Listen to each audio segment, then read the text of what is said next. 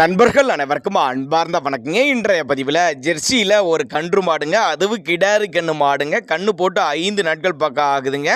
2ஆம் ஈத்து மாடு அப்படின்னு தான் நம்மளோட விற்பனையால் தெரிவிச்சிருக்கு. அப்படி கம்மி பட்ஜெட்டில் விற்பனைக்கு வந்திருக்குது.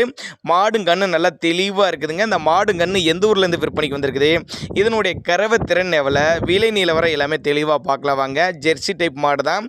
கன்று வந்து கிடாரி கண்ணுங்க. கன்று போட்டு 5 நாட்கள் ஆகுது அப்படின்னு தான் சொல்லியிருக்காங்க. தலைப்பேரில் இது ஒரு 12 லிட்டரு கறவை கொடுத்துருக்குதுங்க. இந்த இதில் ஒரு 12-13 லிட்டர் தாராளமாக கறவை எதிர்பார்க்கலாம். நல்ல எலும்பு கணத்தில் நல்ல கறவை திறன் வாய்ந்த மாடு. தண்ணி தவளுக்கு எந்த ஒரு குறைச்சல் இல்லை. நல்ல ஒரு மேய்ச்சல் முறையில் வளர்க்கப்பட்ட மாடு.